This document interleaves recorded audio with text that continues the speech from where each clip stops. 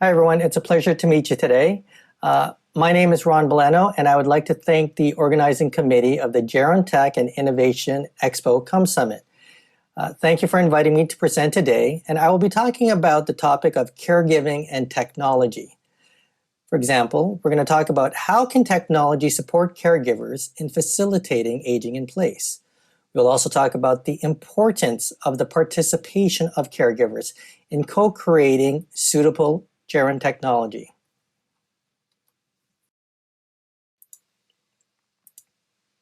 So let's start with what a caregiver is. A caregiver can be called a carer, a care partner, a son, a daughter, a mother, a father, husband, wife, partner, a sister, brother, or sibling.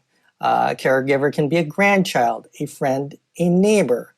Caregivers can also be called family caregivers, informal caregiver, unpaid caregiver. There are many more labels and names that caregivers go by. We each choose different words, and I just wanted to make sure that we all understand that we get to choose whatever that word may be. For today, I will use the term caregiver. What does it mean to be a caregiver? One, we provide and give care to another human being as we age. We are storytellers of our care experiences. Our stories include successes and failures. Also, caregiving is more about handling challenges and failures. And you're getting a theme here. For me, I always like to talk about a failure is an opportunity. Okay? So in caregiving, we're dealing with a lot of failures, and a failure is an opportunity to find another important lesson. Okay? So let's remember that. It's an opportunity to find another important lesson, and many caregivers are dealing with constant failure. Failure is not a bad word in my books. Okay. So who am I? Well, those two people there, that's my mom and my father, Ronces and Reynaldo. Okay. They had an only child, and that child was me. As Filipinos, they like to mash up their names, and when they do that, they get a son by the name of Ronaldo, also known as Ron. You'll also see in this photo that there is this feline by the name of Lucky, also known as the cat. To my dad, to my mom, it's Ron's brother. Okay? Lucky was part of our care team. Now, my dad, he was diagnosed with Alzheimer's back in 2007. My parents live not that far from me, about 20 minutes away, so technically still remote, but close enough that I could be with them. Dad passed away peacefully after 10 plus years at home in January 2018, so we were able to support him in aging in place. Okay? All these challenges, I won't go through them, but you will see a list right there of some of the challenges that we dealt with. Some of the big ones further down, exit seeking, wandering, okay, and getting lost. Okay? My father would go out and get lost a fair bit. We were also dealing with incontinence, falls was a big one there. He would constantly fall later on. And some stuff related to aphasia there, swallowing and eating. Okay? A little bit of my dad here. That's who he is. Always liked to play on instruments. Very good, Ray.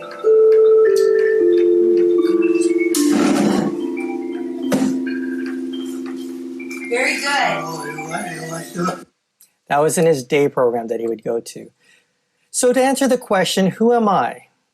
I am a caregiver to my aging parents, my mom who is aging in place in her current home, and I was a caregiver to my dad who aged in place while in his last 10 years of life, he was living with dementia. So how I interpret caregiving before introducing technology. First, we need to understand what caregivers go through and process first before even introducing technology. If you do not understand the challenges first, then you will not understand what you're trying to solve for. So let's first understand the caregiver. Okay?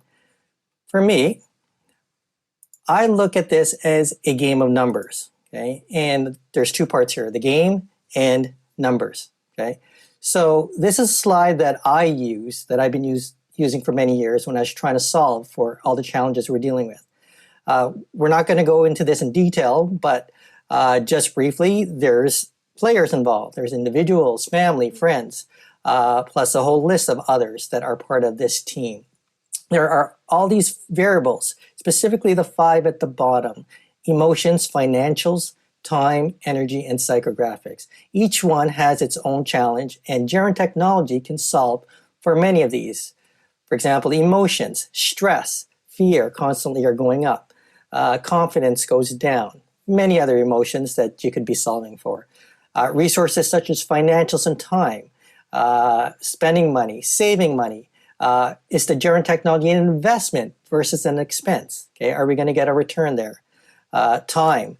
Of course, caregivers are always struggling with time.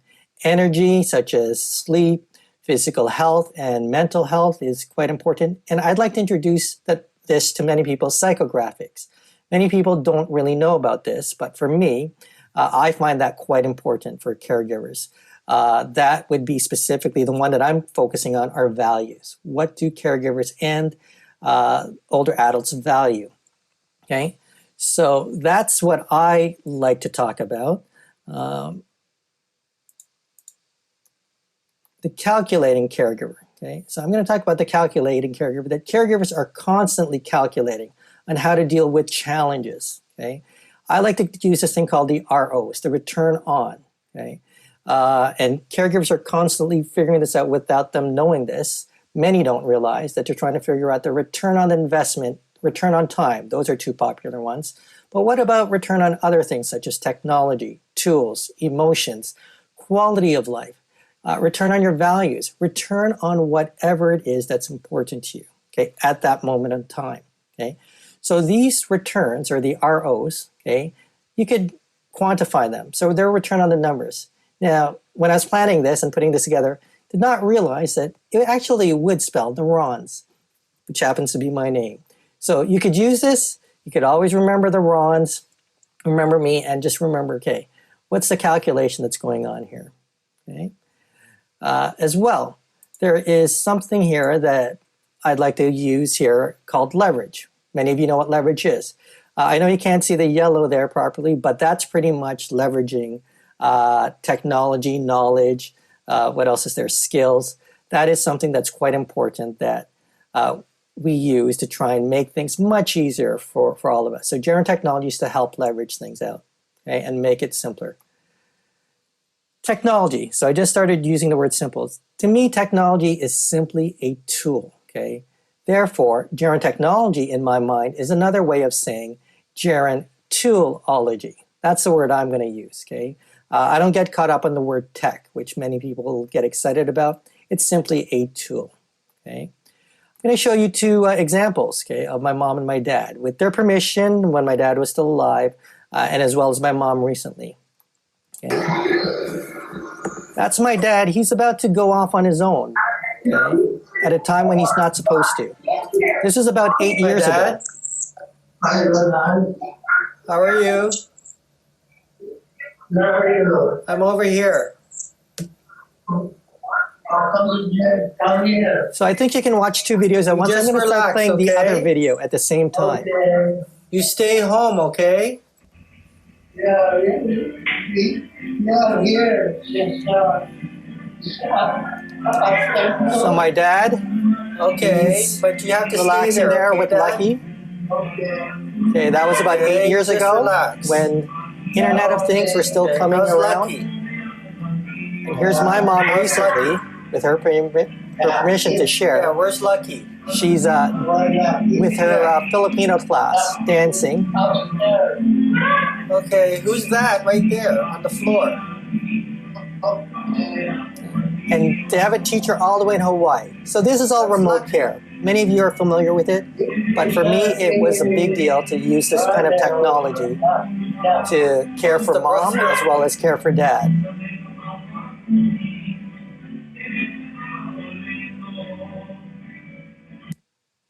Okay. So that's some tools that we used. Okay. So moving on, what is this Gerontech technology and how does this support aging in place? Okay. So I'll give you another example here. What is this? Okay. So I'm asking, what is this Gerontechnology? I'll give you the answer in like 5 seconds here. Simply put, it's a cat litter machine, okay, a robotic cat litter machine. And we have this now, I think about 15 years, and my mom still has it. Lucky's about 18 years old now. You do the calculating here, it's pretty straightforward, okay, when you realize it. I know it's a lot to read, and if you're not into numbers, you might not enjoy this, but simply put, okay, the calculating caregiver and the RONs. My mom used to clean the cat litter 10 minutes a day before this machine came about. And with this $500 investment, over the years, if you get to the very end, this investment comes out to $50 per year over 10 years. My mom only has to clean the litter box once a week, 10 minutes a week, and she's saved probably about 500 plus hours with this technology. Okay, so that has paid off with a high return. Okay. So I'm going to move now over to what's happening over here in Canada. Okay, in Canada, Canada has been quite strong on the international stage when it comes to Gerontechnology. Other words such as age tech, aging in place, research and innovation, policy, and more importantly, co-designing with older adults and caregivers. In the past 5 years, 2 organizations across Canada are helping lead this charge. AgeWell, Canada's Technology and Aging Network, and the Center for Aging and Brain Health Innovation over at Baycrest. Both these networks have impacted the aging and caregiving communities within Canada and also internationally by working to reduce silos and barriers to age tech and increasing the connections with research, education, training, innovators, healthcare, policymakers, government, community stakeholders, and again, the most important piece, older adults and caregivers. Over here in Canada, for any project and work being done at all levels, it is no longer a simple consideration to have an older adult or caregiver at the table. It is now expected that there will be an older adult and caregiver at all tables, at every stage possible in the roadmap from beginning to end. It's not about tokenism to just have them sitting in the meetings. Older adults and caregivers are considered to be an equal and likely have a more valued voice on every team, while being fully engaged in the Gerontechnology space. I am fortunate to be involved with both AgeWell and the Center for Aging and Brain Health Innovation. So here, we'll talk about AgeWell. You can see just some of the numbers that are quite important here that AgeWell has succeeded in the past 5 years. They do a lot of work with trainees, the next round of leaders that are up and coming, 250 plus researchers, a bunch of startups. We have 4 innovation hubs spread out across Canada, many universities, and more importantly, again, they're dealing with a few thousand, almost 5,000 engaged older adults and caregivers in all their projects. Okay.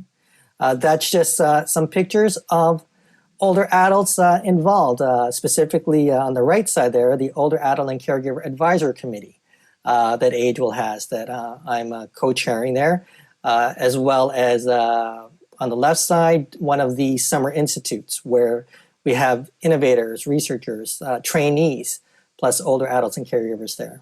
Okay, here's a little bit about AgeWell.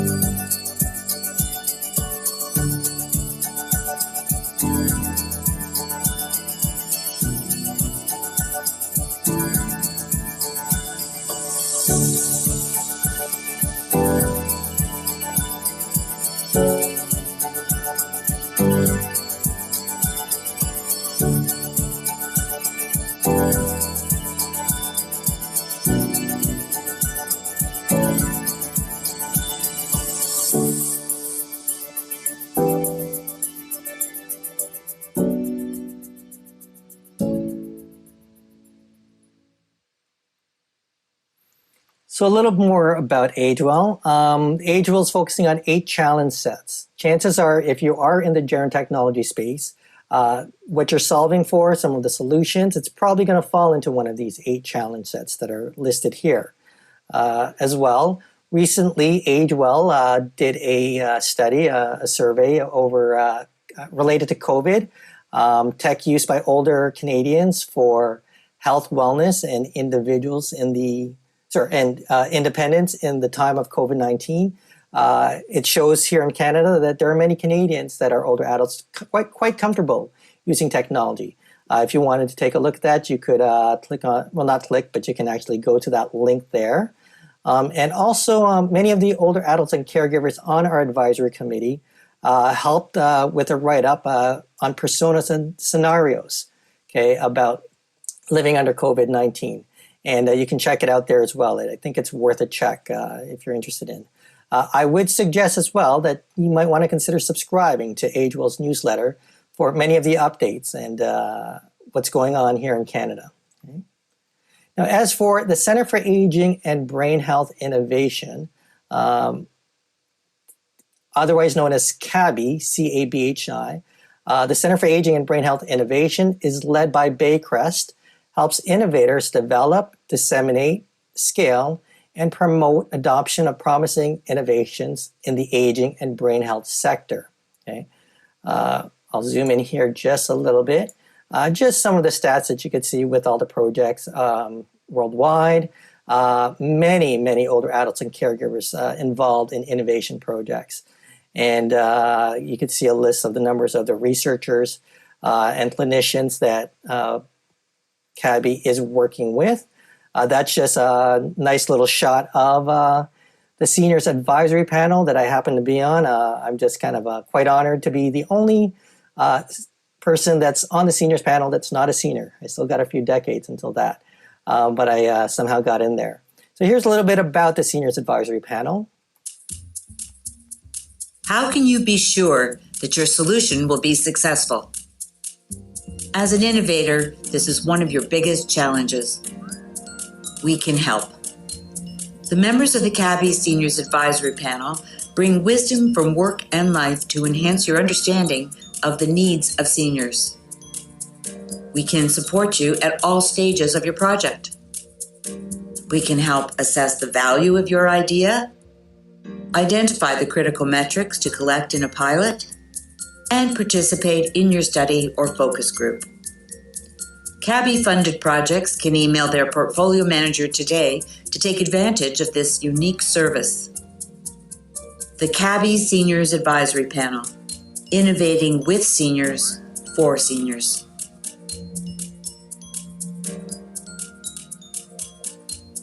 So I urge you as well to subscribe to CABI's newsletter to keep updated on some of the upcoming projects and announcements. There is one project that I'm quite excited about that's currently in the works that will be of interest to the international community focused on gerontechnology. I won't share that in further detail, but I do suggest you subscribe to find out what happens next year. Okay, it's worth checking into. Okay, so just going to share my last thoughts here. I always like to throw out a few calls to action for the audience, whether or not you choose to participate. I'm going to suggest that let's help build up the caregiver to reduce feelings of fear, despair, insecurity. And we want to increase feelings of confidence, hope, and empowerment. Okay? Let's improve work on something that some of you may not be familiar with, which are the digital determinants of health. You could look that up, but it is something that I think we're going to be talking a lot more about with what's going on in our society right now. So the digital determinants of health. Let's also improve work on the digital divide. Okay? In my world, the way I interpret it is those that have and those that do not have, the haves and the have-nots, related to technology, innovation, education, accessibility, okay? As well. One thing I would like to strongly encourage everyone is that we get better at communicating the benefits of gerontechnology and age tech, okay? We can do it so much better. There are better ways to improve. I'm just going to throw out one that I'm a fan of right now.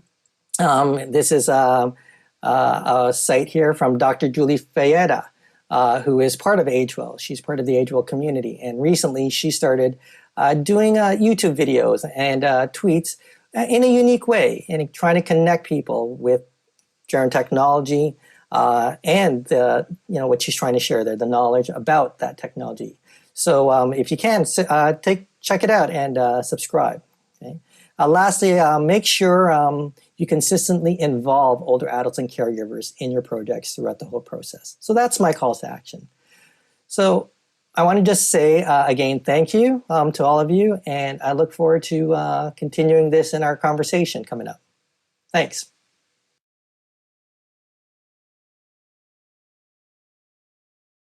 Hello. I hope you're all well and safe wherever in the world you're viewing this presentation. It's my pleasure to be able to present my view on evidence-based digital health solutions to support aging in place. I will be emphasizing in particular the importance of building evidence for what works in the real world. By way of background, there's a fundamental clinical and research challenge that we all face, that is assessing or detecting meaningful change. If we were all born healthy without any health problems facing us, we wouldn't need health systems or doctors or nurses, but that's not the case. So in order to detect change, which is so important, we have developed over many years, decades, maybe a century, physical exams and cognitive tests and lots of self-report scales and ad lib information that unfortunately is not really optimally sensitive to change. And a lot of that is encompassed because of the assessment paradigm itself. That is a brief visit or appointment that's sparsely spaced in time with the self-reports coming very from what can be remembered at the time that those brief interactions are carried out. So right now, we traditionally have this paradigm where we might identify a problem. Here I have a photo from a patient, actually his family, with some concern. They are referred to a clinic. There's some history taking. There's some testing done, examinations, maybe some labs. And then we say that this is going to, in some way, equilibrate us or tell us that there is a problem that's actionable in the real world. And this is very challenging because of the sparseness of the data. Now imagine if you, on the other hand, could get data that comes directly from the home and the community that was holistic from multiple domains in much more timely fashion, that was as unobtrusive as possible, so it represented what people really do. So in that situation, you might say there's a problem. There would be a history taking or a clinic appointment. It could be also done with the telemedicine visit as well. But expand that out to include multiple areas that are important for understanding what's happening. So instead of just getting data that's primarily stuck in the mainframe health system, you would also be able to understand issues of safety, the environment, socialization, and many other areas that are very important. And this data would be available because it's facilitated by technologies that are sending this information remotely to the multiple stakeholders. This is important because now, more than ever, we understand the potential power of remote and holistic assessment. The pandemic has put this front and center, but there are actually other things very similar. So, for example, in my part of the world, the Pacific Northwest, the west coast of the U.S., there's been terrible wildfires leading to toxic, hazardous air where we haven't been able to go out for weeks at a time in many cases. There's also the issue of how the technology really is a tool to include or create a much greater inclusiveness, which is really an issue of social justice, by being able to reach out to much more diverse populations. And this in turn really means that the information that one is working with might be more representative and more generalizable. At the same time, certainly from a research perspective, the technology, because it's continuous and high density, may actually reduce the sample sizes needed, for example, in clinical trials or studies. So you actually may be exposing people to less harm, which trials can do, because you don't need as many people in the study. This all has implications for business, and this is something that I think is of intense interest and ongoing scrutiny. Now, we all, I think, intuitively know when we say digital health. It has lots of meanings, but for today, I want us to just say that I think our typical conception is of a number of devices, wearables, smartphones, and the thousands and thousands of apps and other devices like digital thermometers, pulse oximeters, but also even more integrated, connected versions of these technologies to create whole smart homes that can interact. Now, all of this is of great excitement and promise, but does it work? And I think that right now there are good reasons to be optimistic, but also cautious. This study that I'm highlighting here of Pratap and colleagues that came out this year was a review of 8 digital health studies using the iPhone with health kit health apps to assess people in these different disease domains or areas. The bottom line is that over 50% of the cohorts did not engage with the protocol after 12 days. So despite you could get collectively 100,000 participants initially signing on enthusiastically, they, in a very short amount of time, were not really able to engage. So to summarize this area, that was just one example, there is much work to be done despite the potential. This work means that we have to fill in some evidence gaps, which I would summarize as follows: that first of all, there are needed more study across many research areas. The limited studies to date are limited by short study periods, non-diverse populations, and interestingly, almost none are replicated at this time. Technologies are all over the map, very varied, without, in many cases, standards either available or just stated in the work. And this makes it very difficult to compare across studies. There are usability and adoption issues that are just absolutely fundamental. You could have the coolest technology, but if it's not going to work because of usability issues, that's just a non-starter, and these need to be formally and carefully studied. And then finally, there are deployment barriers in general to doing this kind of research.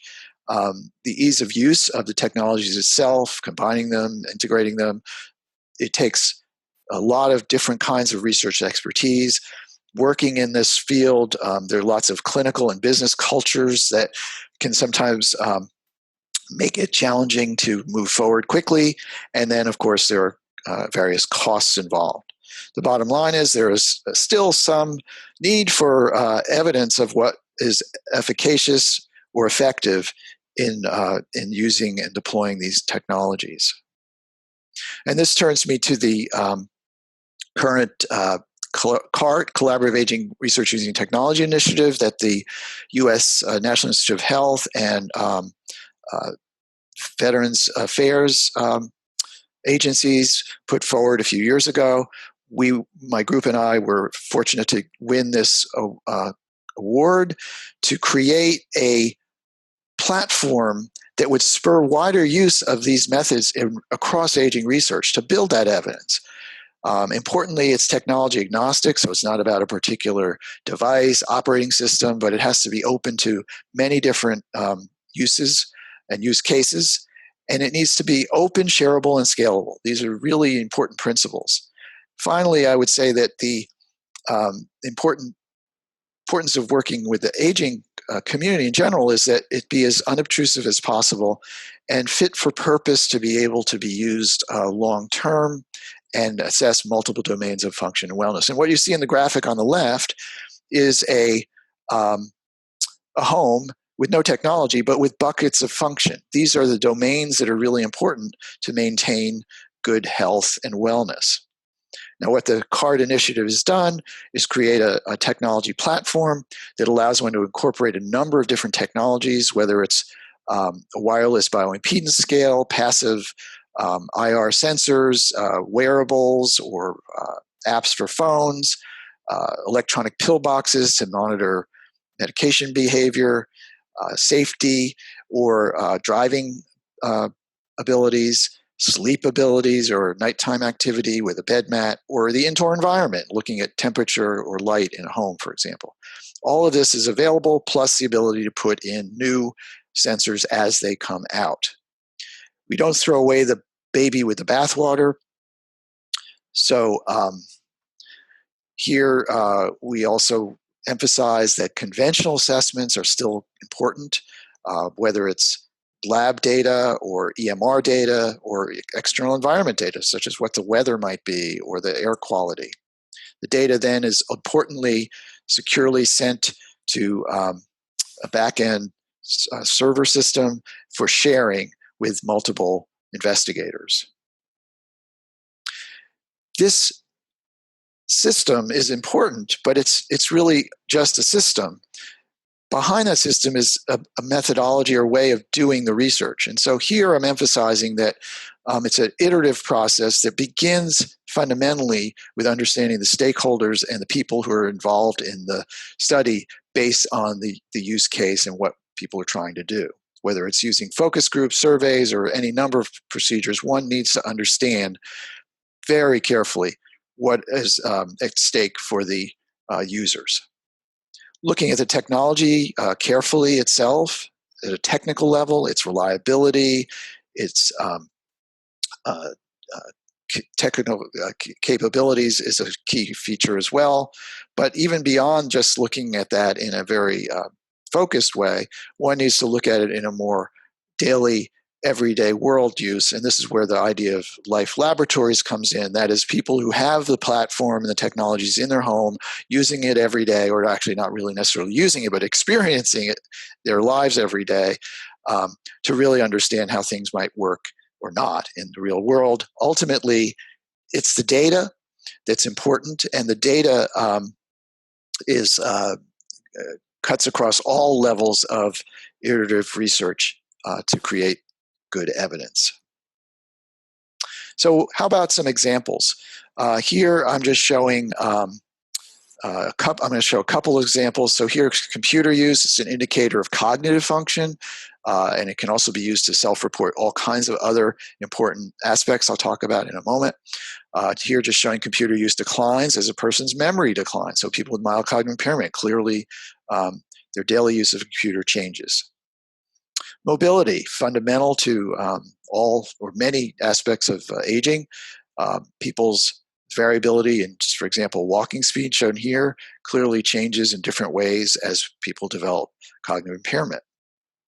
Sleep, who doesn't love sleep? But when it's disturbed, it's a problem. You can look at sleep with a wearable, with passive sensors in a room, or a bed mat under the mattress. These have clearly been shown to differentiate people with mild cognitive impairment for those who don't have that problem. But also one can even look at more unique things, such as how couples interact and how that sleep of one might disturb or not that of another.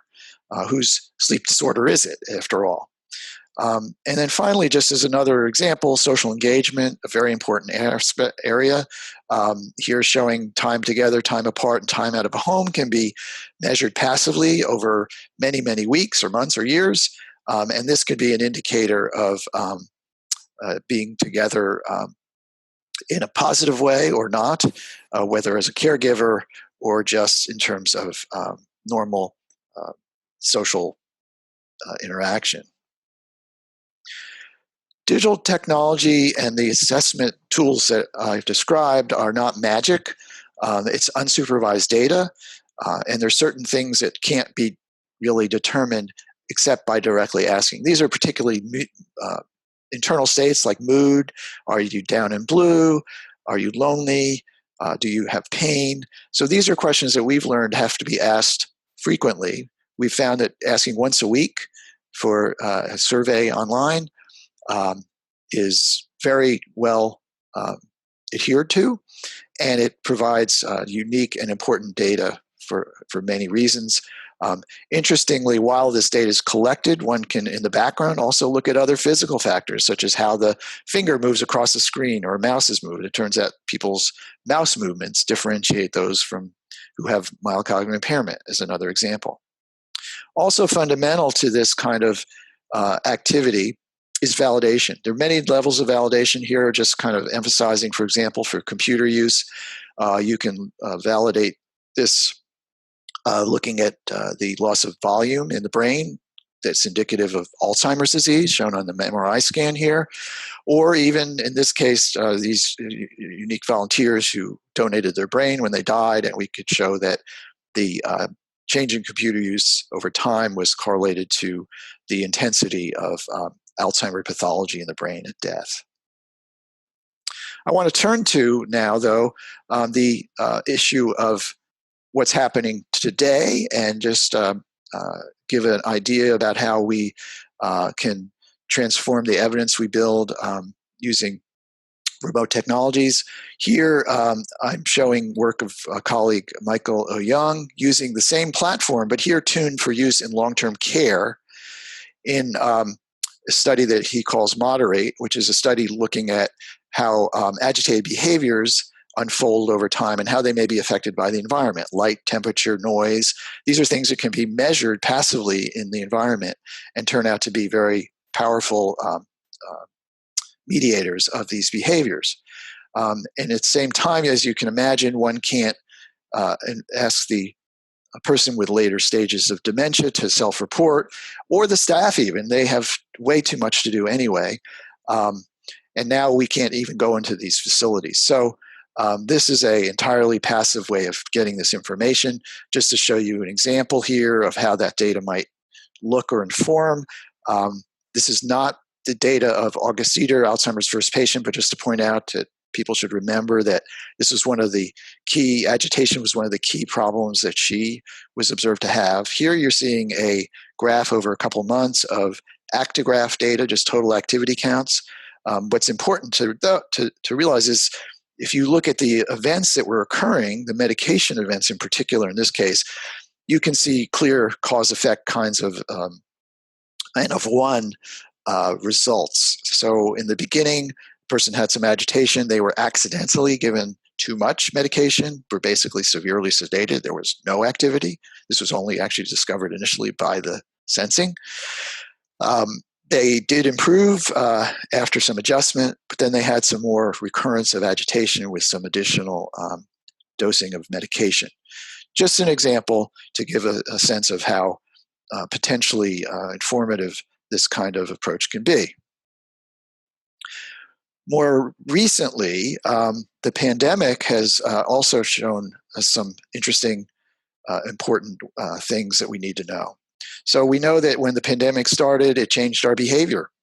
This data I'm showing on the left is from a survey we have of an ongoing cohort that reported that 56% reported that they were avoiding doctors' offices in the beginning of the pandemic, perhaps appropriately. But we couldn't tell what was going on in their lives because we couldn't directly assess them. However, we had these individuals with the platform in their homes. So here showing in the top a group of people from low-income housing in Portland, showing that their mood, their reported loneliness, weekly reported loneliness on that survey went up notably during the pandemic, and here showing that their physical activity in an African-American cohort in Chicago went down, measuring step counts precipitously. I'm also showing here that there is a change in air quality during our wildfires. And just pointing out again that one can connect a health hazard unobtrusively in the background by using remote sensing. And this will allow us to connect dangerous practices in the future.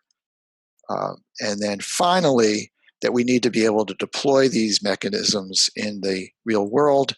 And this is the idea of self-deployment, which we now are beginning to be able to do. I want to end here by thanking you all. I want to encourage you to please collaborate. We have much work to do. And please feel free to email me. My email address is on the bottom. Thank you so much.